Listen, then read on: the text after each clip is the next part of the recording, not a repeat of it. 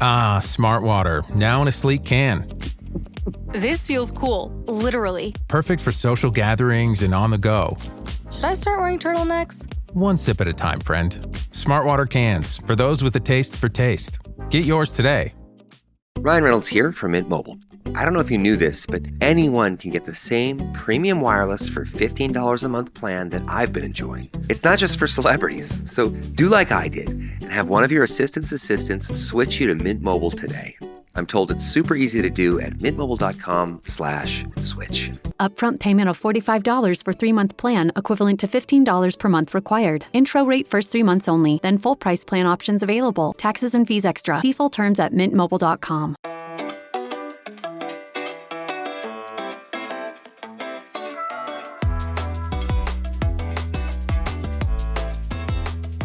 Hello, it's Jessica Marshall here with another episode of The Eagle, a Times Union podcast. Okay, so question for you. You're 9 months pregnant, you're at work, and your water breaks. What do? You A, drop everything and go to the hospital or call your doctor? Or B, do you keep working? Even if that means anchoring a 3-hour live news broadcast while you're having contractions? If you chose option B, you would be right in line with what a local news anchor did last week. Good Wednesday morning. I'm Olivia Jakewith. And I'm Julia Dunn. We do have some breaking news this morning. Literally. Yes. Olivia's water has broke. That's and right. she is anchoring the news now in active labor. Early labor. We've been doing this. Olivia Jakewith of CBS 6 went viral on May 21st after she went on air while in labor with her first child. The Times Union's Kristi Gustafson Barlette covered that story, and she joins me now to talk more about it. One of those things that happens, I guess, every once in a while and kind of, goes viral. This is a universal thing, not just something that happens in the capital region, but when it happens in the capital region, you are all over it. Something interesting happened during a CBS 6 broadcast. Tell us what happened. Olivia is one of the morning co-anchors at CBS 6 Albany, and we knew her due date was approaching. I actually think it was earlier this week, so people have been on baby watch. But, usually first babies are a little late or even a lot late, a week or more late. Or 2 in my case. Or 2 weeks late. So she's been coming to work and she's been showing up at work. Well, this morning she gets to work, she's in the newsroom and her water breaks. Oh my gosh. So Julia Dunn is anchoring the news by herself at this time because she does do the first half hour by herself. And Olivia texts Julie and says, "Hey, my water just broke and I'm in the newsroom." So Julia thinks, okay, I've got this, I can do this program's solo today. But then Olivia follows it with, "Nope, I'll be right down. I am going to anchor the news program today." So she does the entire broadcast, all 3 hours of it, while having contractions and while in labor. And the fun thing is, Julia Dunn regularly does these Facebook Live videos from the anchor desk. And a lot of people tune in, but today, thousands of people tuned in because Julia was giving real-time updates of Olivia's labor. And one of the people tuning in was Olivia's mother, who was commenting and saying, "How's it going? How's she doing?" That kind of thing. Wow, what engagement with your audience. Very well done. Right? It was, and talk about rock stars. So Olivia is also a woman who ran a half marathon while pregnant. Wow. So she's clearly like just someone who's tenacious and driven. But then I texted her, not expecting to hear back because again, she's working. She's also in labor. She responded to me a couple of times even. And one of the things she said was like, "Look, I could just sit around and wait for this to happen, or I could keep working and deliver the news and do my job and then go to the hospital afterwards." So that's exactly what she did. Yeah, she could deliver the news and deliver a baby in the same day. That's just remarkable. I mean, I don't know that I've ever heard of that happening before where, a television news anchor is laboring live on air. I mean, do you know of that happening anywhere before? No. And when I was writing the story, I did look into it a little bit. And right, you can't always trust Google or the internet as a whole. I couldn't find anything after a quick search. I was so impressed. I thought, well, even if I had 10 kids, I'm not sure I could do that because labor's not comfortable. And yet she's No. sitting there, she's looking good, right? Because again, most of us don't look good when we're in labor. She's perfectly put together. She's calm. She's delivering the news. It's as if nothing's happening, but really she's about to bring a new life into this world. The closest I could come to that is on the night of my due date with my first child. There were no signs of labor, and I performed in a cabaret show in Manhattan. And I was everybody was expecting my water to break like on stage, but it didn't. And it took another week before I was able to, go to the hospital. But yeah, I'm just knowing what I know about the whole experience. I'm in awe. That's impressive. So am I. Again, if she is this good at multitasking and being calm before she has a child, I feel like she's already got like part of motherhood down Oh, because yeah. to be able to do that is I'm incredibly impressed by her. I want to kind of use this as a moment to talk more broadly about the local news industry here, because that is something that you cover extensively for us. There's been some pretty big staff announcemements, I guess you could say. Like, Liz Bishop, who's a cornerstone of the local television news scene, announced her retirement. So give us a little like a look at sort of the state of the broadcast news industry here, the TV news industry. Yeah, so look, I've covered media probably for at least 7, maybe 8 years. And the last 6 months, I would say, have had bigger announcements than we've had in the last 6, 7 years because both Steve Caparizzo, who is the meteorologist at News 10 ABC, WTEN, and Liz Bishop, who is an anchor at CBS 6 Albany, also known as WRGB, both announced they were retiring. Liz just announced this last week. Steve announced it earlier this year, but both leave around the same time. Liz will leave at the end of May. Steve, I believe, leaves either late June or early July. And they are both cornerstones, right, in local media. So of course it's their time. They get to retire. But it's crazy to think that people who, in some cases, have almost been on air since longer than a lot of us have been alive Yeah, are retiring. It's like I grew up watching Liz Bishop and Steve Caparizzo, but I mean, same. Liz has been on air for 54 years. Like she was one of the first women sportscasters. She has, she's just been all over. She got a mention on Letterman. She's just had this remarkable career, and I feel like everybody knows Liz Bishop.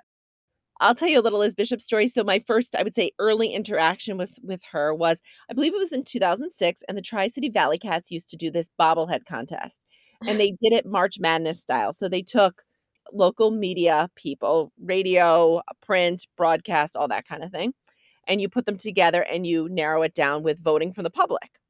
Then the winner would get themselves immortalized as a bobblehead and be handed out at a Tri-City Valley Cat game.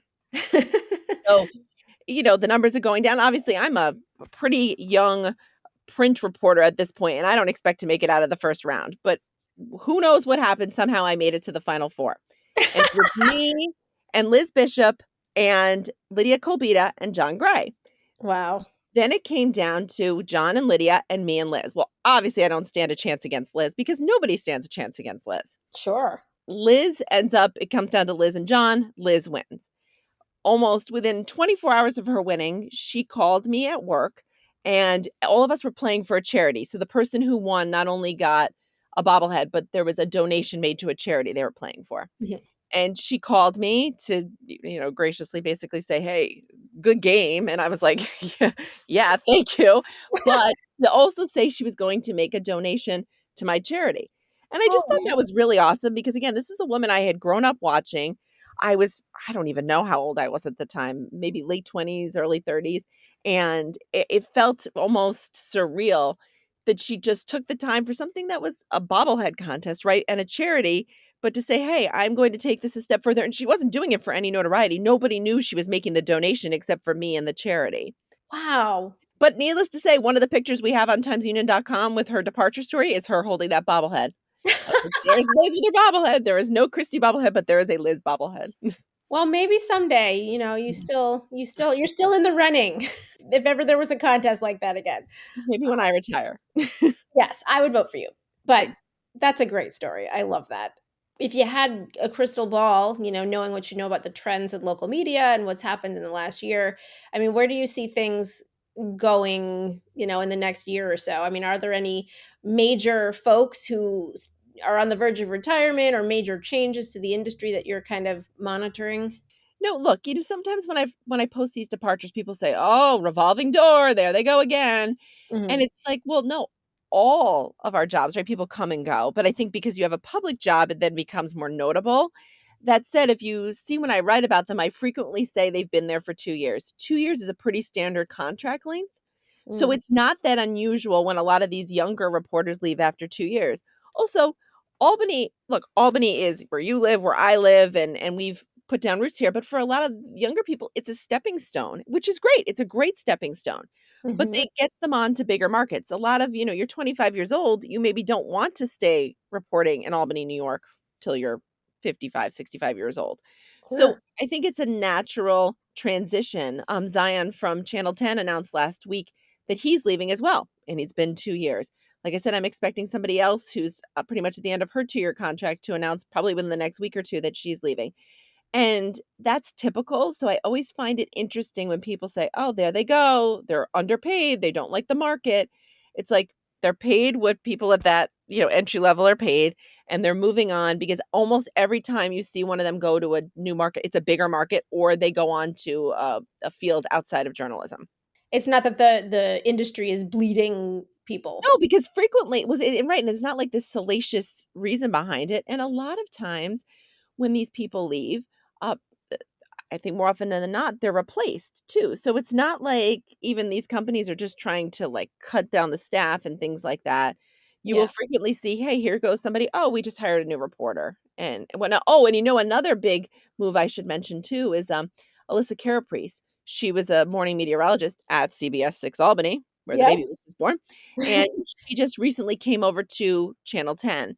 Now, nobody has said this has not been confirmed, but it's interesting timing that she came over to Channel 10 at the right before Steve Caparizzo retires, right? Because they need to round out that meteorology team. Yeah. So, I mean, they have Matt Mackey and Rob Linmuth and Kevin Appleby, but they're going to round it out, and she's joined them. She's on air now. She started, I think, earlier this month.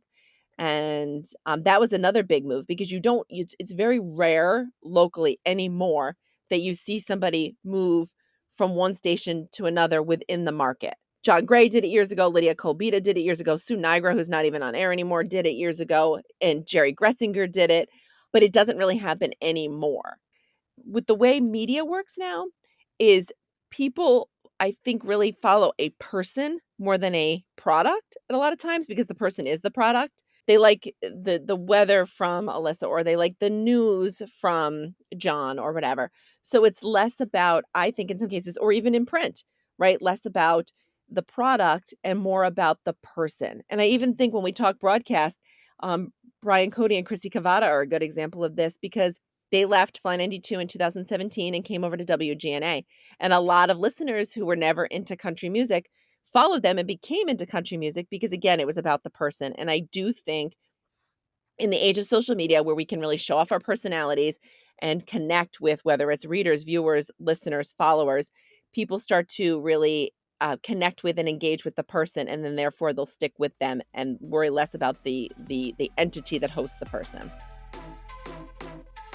We got word later in the week that Olivia Jackwith finally gave birth, and mom and baby are healthy. For more on that story, and for more of our latest news and features, head over to timesunion.com or check out any of our social channels. Let's take a short break now. When we come back, we're going to hear the amazing life story of the man who owns the oldest Chinese restaurant in Kingston, New York.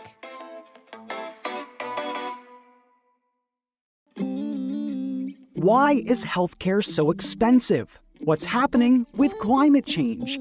And are elections safe? You can find answers to those questions and a lot more with Capitol Confidential from me, Dan Clark.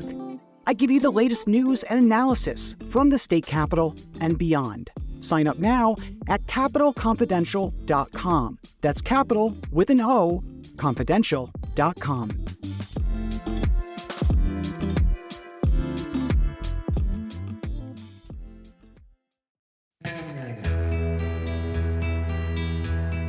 Schoharie County Sheriff's Office and New York State Police Patrols responded to a motor vehicle crash at the intersection of State Route 30 and State Route 30A in the town of Schoharie. The limo crash that killed 20 people in upstate New York on October 6, 2018 is one of the deadliest ground transportation disasters in U.S. history. Things should have never been on the road to begin with. How the hell did this happen? The owner of the limousine company was a former FBI informant. Well, this was certainly one of the most egregious cases of intentional disregard for human life. It's a story of tragedy and loss, of negligence and consequence. But more than anything else, it's a story of catastrophic failure. We just want the truth to come out.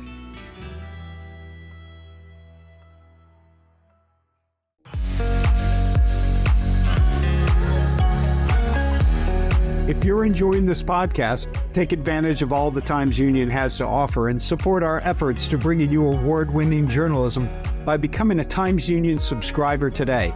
Go to timesunion.com/subscribe.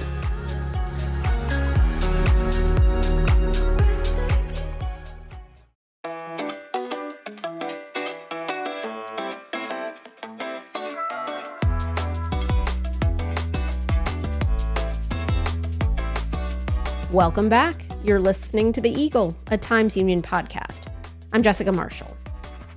Eng's Chinese restaurant is the oldest of its kind in Kingston, New York. It opened in 1927.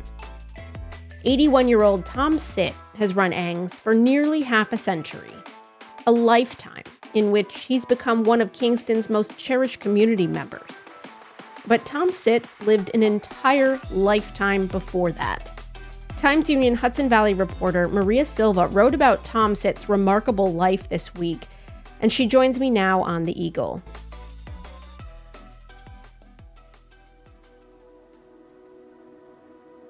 That's you? Yeah, long time. How old were you in this picture?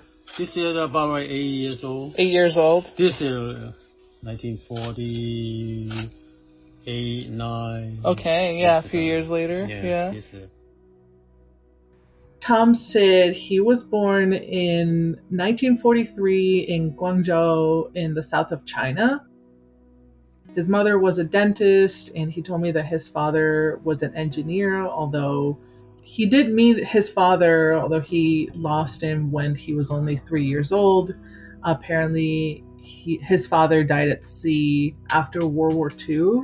He was on a ship that hit a water mine and it exploded after World War II. So what was your childhood like? Was it happy? Do you remember spending a lot of time with your family? Yeah. Young, very happy because, you see, just really good, right? At the time when he was in his 20s, China was consumed in a cultural revolution. The Cultural Revolution, it was this socio-political movement that was started by the chairman Mao Zedong. Mm-hmm. He sought to use the masses to suppress any opposing ideologies like capitalist and traditional elements from Chinese society. But the thing is, what followed was 10 years of chaos, fear, starvation, and death. And it lasted from 1966 until 1976 when Mao Zedong died. After the Communist Party take over, 1960, we were hungry, so I think I got to get out in China, and then they have a chance to do that. Many families like Tom Sitt's, they struggle to feed themselves. At the time, Tom Sitt was living with his mother, a single mother. This is what pushed many people to seek refuge elsewhere. Some of those people were the freedom swimmers, who were hundreds of thousands of young men and women who left mainland China and risked their lives in search of freedom, mostly in Hong Kong. I got to swimming every day. Learn how to swimming. How, long distance swimming. One of those freedom swimmers, is Tom Sid. He lives very close and he's still around. He told me about the story of how he, made this very treacherous 8-day journey, almost as if he was talking about, something daily, something normal that happens to him. You were practicing? You're getting ready? Yeah, get ready with my friend. Uh-huh. Our friend. Every day. So can you just describe kind of the situation, the geography of what the freedom swimmers were facing? After they left, he joined 8 other people from his hometown in the treacherous journey that took 8 harrowing days, and ended with a swim from Guangzhou to Hong Kong, which is a 3-mile stretch. The four people who know swimming. Yeah. We swimming and say, don't worry, come on, shh, don't worry. He told me how in his group of fellow swimmers, some actually could not swim at all. So what they did was they tied themselves together using plastic bags, and they filled their pants with pine cones in order to help them stay afloat. Were you afraid? Were you scared? No, when you touch the water, you don't scared. No come back. On the floor. He said he wasn't afraid. I was shocked by that. He said he just couldn't look back. What time of the day was that? Was that at night? At night. At night. Because the day, the government, they could see you. The soldier, right? Yeah. You can, just at night time. Yeah. When the nighttime swimming, it's really scary. Yeah. Because everything's nothing, just heard in water. He triumphed. He got across. Yeah, and he was very proud that they made it. This was 1968. He was super proud because none of the people that he swam that stretch with died, which was a common thing for many of those freedom swimmers they could have gotten killed by, armed soldiers or armed guards who were there. Some of them could have drowned, which some of them did. He told me about a friend of his who was apparently a very good swimmer, but he ended up drowning doing that stretch of swimming. Some other people could have been attacked by sharks while doing that. So it was not an easy swim. He almost equated it to swimming the width of the Hudson River. Like at the Tappan Zee, at the widest point. Yes. Yeah, exactly.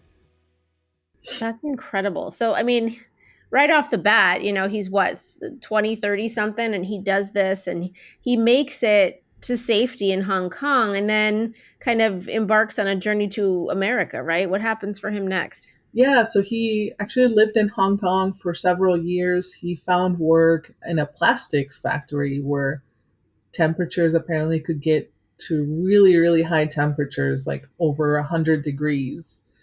And then in 1974, he was able to immigrate to the United States as a refugee. And the first place he landed in was New York City. He heard from a cousin that there was work at a Chinese restaurant a few hours north. Okay. 3 hours north being Kingston, right? Exactly. He at first thought it was a dishwasher's job, but upon getting to Kingston, he found out they actually needed a cook, not a dishwasher. So he gets up to Kingston. He begins to work as a cook in this restaurant. I love the part in his tale about the love story, right? Oh, yes. He had a friend back in China, actually, that he met in college, with whom he stayed in touch. Tell us that story. That friend was Fei Sit. She would end up being his, future wife. Mm-hmm. And when Tom Sit went to Hong Kong, they lost touch. But when he was already living in the United States, Faye Sit had tried to reach out to him, she sent a letter to Hong Kong. But an aunt of Tom's reached out back to her and told her that he was actually in New York. He was actually in the United States. Turns out Faye herself had moved to Montreal. Well, that's not so far away. Yep. That's only a 4-hour drive, right? Like north of Kingston. Yes. And when he learned about that, he was like, well, I need to go see her. He hadn't forgotten about her all those years later. What was that, seeing her again? How did you feel? Of course, exciting. Right? Yeah. And the long story short, they lived happily ever after. Yeah. Love blossomed and they settled in Kingston. Mm-hmm. They had kids, right? They had a family. Yes. I mean, when I asked him if it was easy raising a family while managing a restaurant, he was like, nope, not at all. Yeah. So he worked at the restaurant. He started as a cook and he worked his way up to managing, right? Yeah, he developed a really good relationship with the original owner, Paul Ng, who, when he retired, asked Tom to take over the restaurant. That was in the early 80s, I believe. The restaurant in Kingston, it's a landmark, right? Like, you know, it's the oldest Chinese restaurant in Kingston. I mean, what does it mean to the community? Yeah, this was like Kingston's first Chinese restaurant and likely the oldest in Ulster County. This is a staple in the Kingston community. People remember it for its interior. It's cozy and the service is warm. I don't think the interior has changed much since the original owners had it. Recently, it's kind of taken off, or it's gained renewed popularity because Tom Sit's daughter, Jennifer Sit, actually created an Instagram account for the restaurant. And actually, it was Jennifer who has been sharing her family's history and the restaurant's history on social media. I think they sold out when they launched their merch line a few months ago. It became especially well known when the Apple TV show Severance asked them to film in the restaurant, and they did. And Tom Sit's Ng's Chinese restaurant became known to viewers around the world. In the show, it's known as Zufu. It's a Chinese restaurant in the show's fictional world. It appears in season 2 of Severance. Oh, that's fantastic. So as you said, he's in his 80s now. Is he retired? Is he still working? What is he doing these days? Well, these days he's still at the restaurant pretty much every day. I think even on his days off, he still goes to the restaurant. He's 81, but I could never tell that he's 81 and has lived so many lives. When you look back, what thoughts come to mind? I'm lucky. I'm really happy about it. You know, I was young, you know, in China with a really hard time, but I come here really happy. I have a beautiful family, have a good business. What you want? He said it's important to have hobbies. He takes that very seriously. He is actually an avid pigeon racer. Wow. He's won several competitions, and if you go in the dining room, you'll be able to see all his trophies. I think after getting to know him, I just left the restaurant thinking that it's such an honor and privilege to have people like him in our community. No, go to another city. I always to Kingston. I love Kingston. This is my hometown. Do yourself a favor, head on over to timesunion.com, read more about Tom Sit's life. It's amazing, and you can also see photos.